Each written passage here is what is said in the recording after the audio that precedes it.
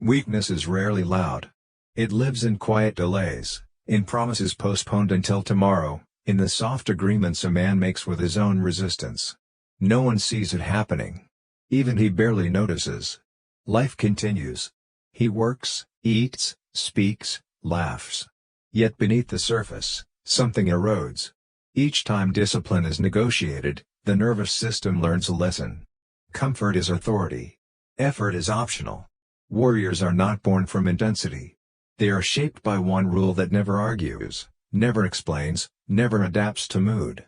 Ancient monasteries understood this long before modern psychology named it. The mind does not need motivation. It needs containment. When structure is absent, the self fractures. When structure is absolute, identity stabilizes. Most men search for confidence, strength, or purpose. They fail because they aim too high. The transformation does not begin with strength.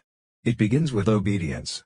Not to a master, not to ideology, but to a single discipline that removes choice from moments of weakness. This rule does not inspire. It trains. It does not hype. It hardens. And once it is installed, a man no longer asks who he wants to be. He simply becomes someone who does not break. Chapter 1, The Awakening. Every man remembers the moment when effort began to feel heavier than it should. Not a dramatic collapse. No public failure. Just a quiet noticing. Waking up already tired. Avoiding small tasks. Delaying things that once felt simple. Life does not fall apart. It slowly loosens. At first, he explains it logically. Stress. Age. Circumstances. He tells himself this phase will pass. But days stack. Weeks fold into months. The body grows softer. The mind grows noisier. Confidence leaks, not through catastrophe, but through neglect. What was once sharp becomes negotiable. This is the cycle. Intention in the morning. Resistance by afternoon. Guilt at night. Then repetition. The brain adapts quickly. Each time he postpones discomfort, the nervous system learns that avoidance is safety. Over time, effort begins to feel like threat. Not because the task is hard, but because discipline has lost authority. Ancient monks described this state without pathology. They called it scattering. Energy spread thin. Attention fragmented. Will diluted. Modern psychology sees the same pattern through dopamine loops and stress regulation.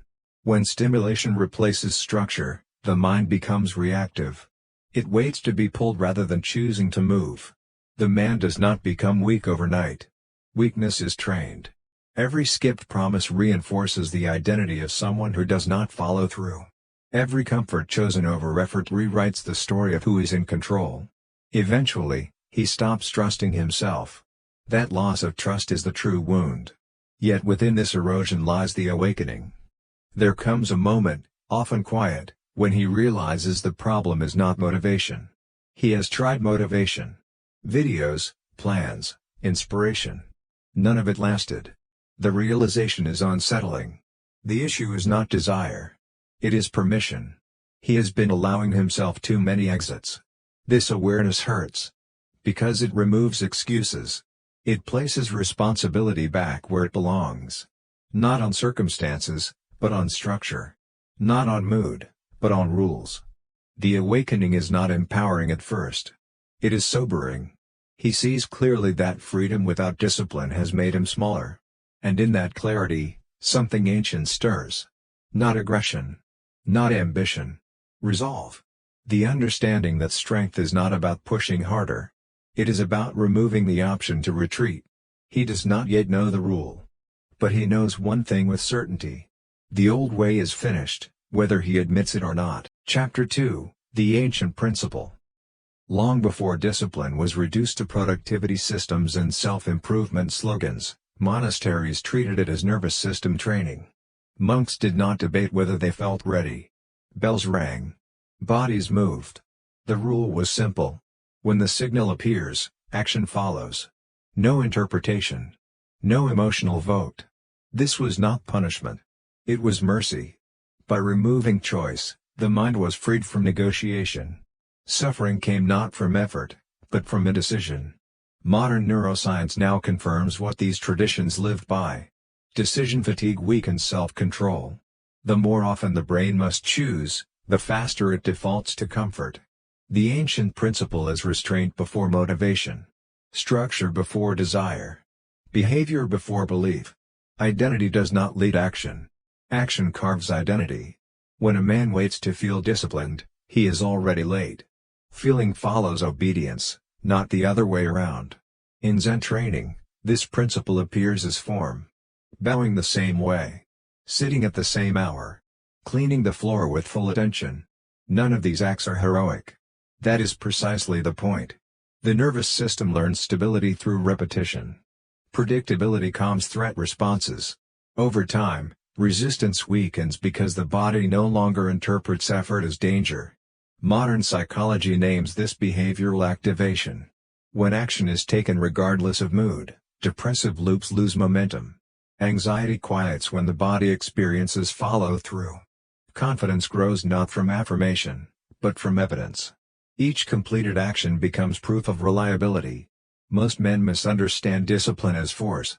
They imagine intensity, aggression, willpower clenched like a fist. Ancient systems saw the opposite. Discipline is subtraction. Remove choice. Remove negotiation. Remove the inner courtroom where every task is debated. When there is no argument, there is no exhaustion.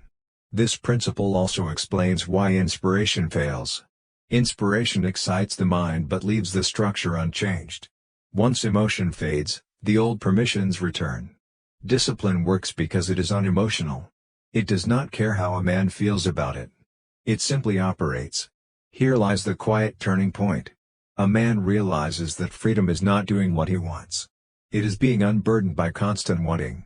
The monk sweeping the floor is not less free than the man chasing desire. He is more contained. And containment creates power. When this principle is glimpsed, something settles. Not hope. Certainty.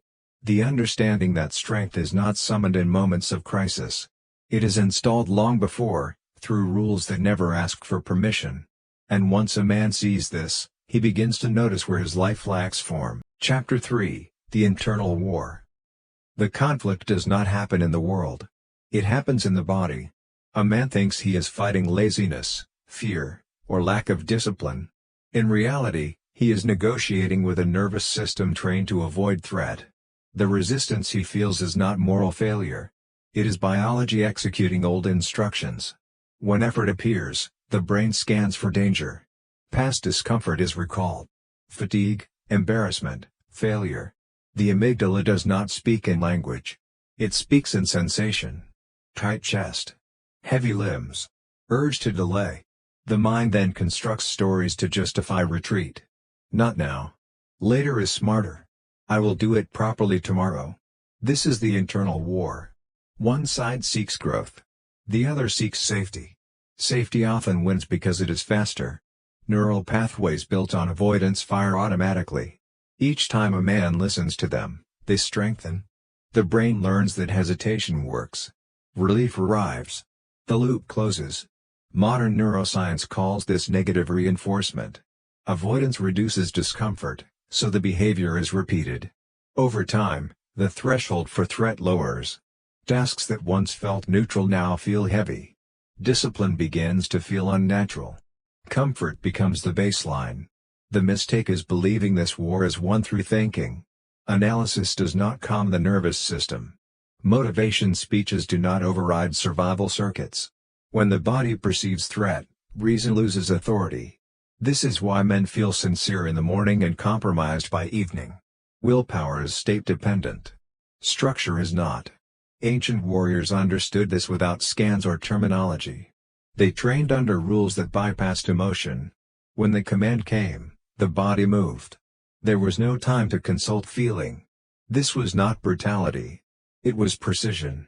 By acting before fear could speak, the nervous system learned a new pattern. Action did not lead to death. It led to mastery. There is a quiet moment here when a man begins to observe his own resistance instead of obeying it. In that observation, something changes. He sees that the voice telling him to stop is not him. It is a conditioned response. The sensation rises, peaks, and falls if not fed. This is exposure. Each time he acts despite discomfort, the brain updates its map. Effort becomes survivable. Then familiar. Then normal. The war does not end through victory. It ends through irrelevance. When rules are clear and behavior is automatic, resistance loses its role. The nervous system no longer needs to protect against something that happens every day. A man does not become fearless. He becomes unnegotiable. And in that state, weakness has nothing left to argue with. Chapter 4, The System. Every transformation that lasts is built on a system that does not care about emotion. Not goals. Not vision boards. Not intensity. A system is a sequence of actions triggered by time or condition, executed without debate. It is discipline made mechanical. The mistake most men make is building systems that require motivation to run. They schedule ambition instead of behavior. When energy drops, the system collapses. Ancient discipline worked differently. It anchored action to fixed points. Sunrise. Bells. Meals. Seasons.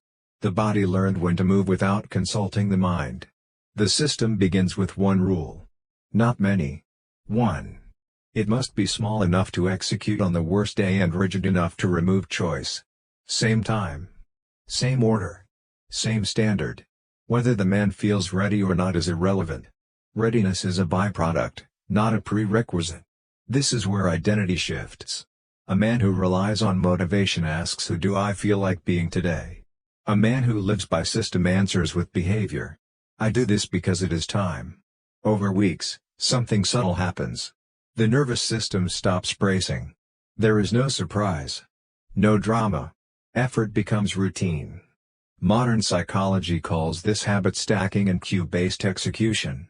Neuroscience calls it basal ganglia automation. Ancient traditions called it training. Different languages pointing to the same reality. Repetition under constraint rewires behavior faster than insight ever will. The system must also include non-negotiation. Missing once is allowed. Explaining is not. There is no story about why today was different. No identity discussion.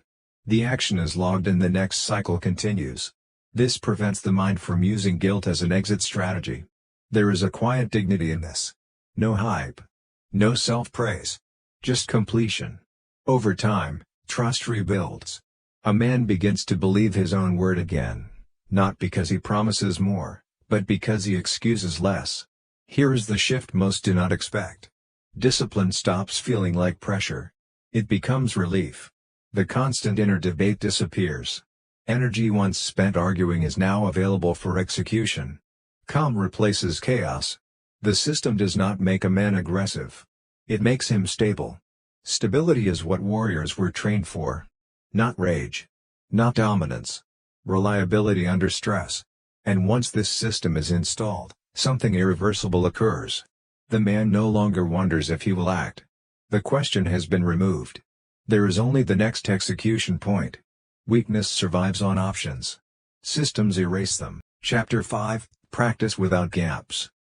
Discipline fails most often in the space between attempts. Not because the rule was wrong, but because the man believed it had to be perfect. One missed day becomes a story. The story becomes guilt. Guilt becomes paralysis. And the gap widens. Ancient training never aimed for perfection. It aimed for continuity. A monk who missed a ritual did not collapse into self-judgment. He returned at the next bell. A warrior who stumbled in training did not question his identity. He corrected form and continued. The rule was not never fall. The rule was never disappear. This is the core of practice without gaps. The system continues regardless of disruption. Injury. Travel. Fatigue. Emotion. The form may shrink, but it does not vanish. 5 minutes replaces an hour. One repetition replaces many. The nervous system learns a crucial lesson. Even on bad days, the rule remains. Modern behavioral science confirms this. Consistency beats intensity because identity is shaped by frequency, not magnitude. The brain tracks patterns, not effort. When action repeats daily, even in reduced form, the identity stabilizes. I am someone who does not stop. Most men sabotage themselves with all or nothing thinking. If it cannot be done fully, it is abandoned entirely. This creates fragile discipline. One crack and the structure collapses. Practice without gaps builds anti-fragile discipline. Stress does not break it. Stress proves it. There is a quiet moment here where the man stops performing discipline and starts inhabiting it. He no longer needs to feel strong to act. Action becomes the signal. The body follows because it always has. Over time, resistance fades faster. The nervous system recognizes the pattern and stops protesting. This is not willpower.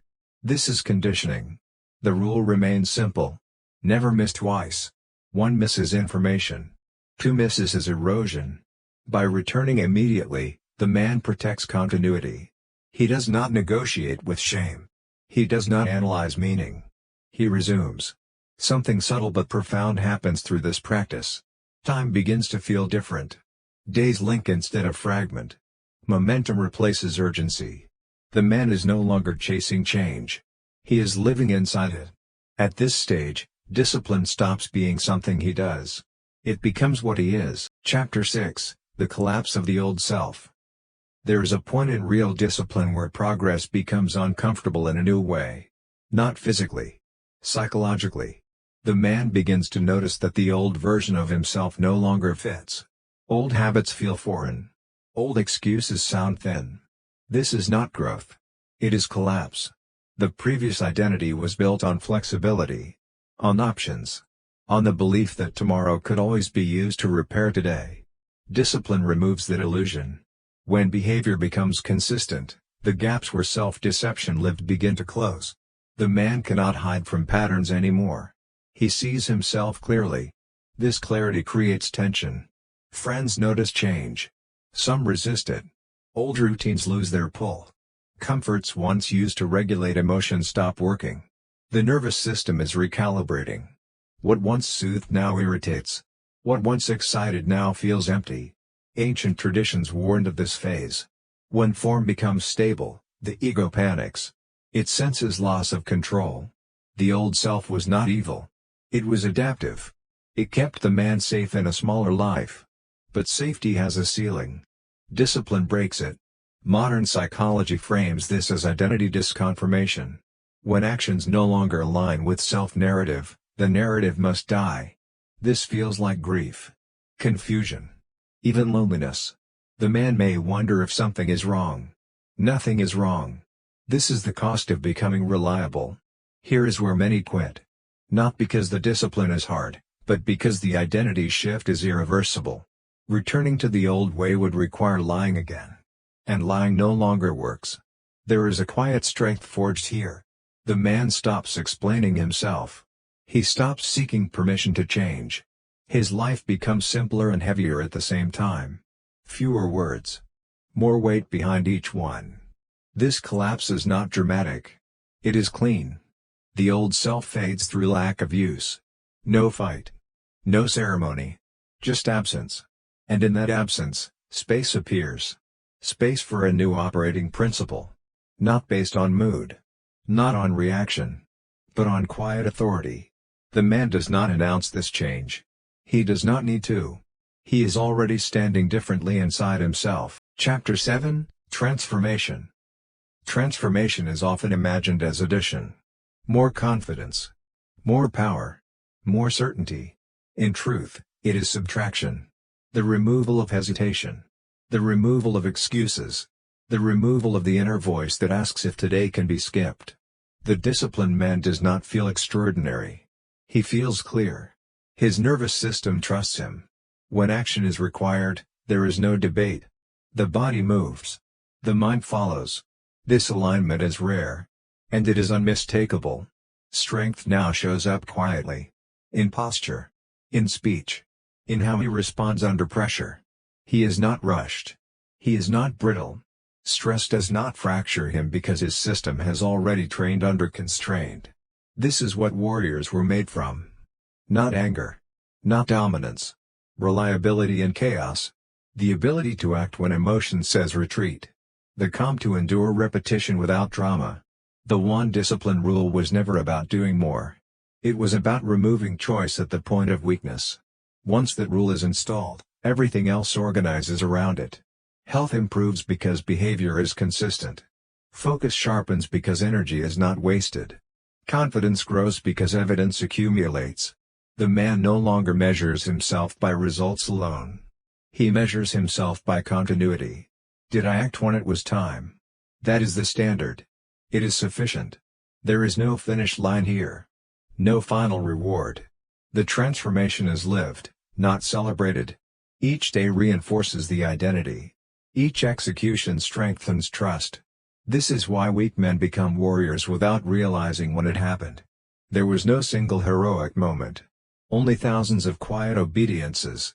And the final question is not whether this path works. It is whether you are willing to live without the option to retreat. Conclusion. Discipline was never meant to decorate a life. It was meant to hold it together. What turns weakness into strength is not intensity, talent, or desire, but the quiet refusal to negotiate with the moment of retreat. The rule works because it removes drama. It replaces hope with structure. It turns scattered effort into embodied certainty. A man who lives this way does not feel heroic. He feels grounded. His days stop leaking energy. His word carries weight because it is rarely broken. When difficulty arrives, he does not rise to the occasion. He meets it from a place already trained. This is the hidden outcome of true discipline. Not domination, but stability. Not loud confidence, but inner authority. The nervous system relaxes because it knows what will happen next. Action is predictable. Follow-through is normal. Chaos loses its leverage. The world does not reward this immediately. In fact, it may resist it. But over time, the disciplined man becomes unavoidable. Not because he demands attention, but because he can be relied upon. In work. In conflict. In silence. The rule never changes. When it is time, you act. Not later. Not when ready. Not when inspired. This simplicity is what makes it powerful. It removes identity crisis. It removes self-debate. It removes weakness at the root. Nothing mystical occurred here. Only repetition under constraint. Only obedience without emotion. Only the long patience to become someone solid. And the quiet truth remains. A man who cannot retreat no longer needs to prove he is strong.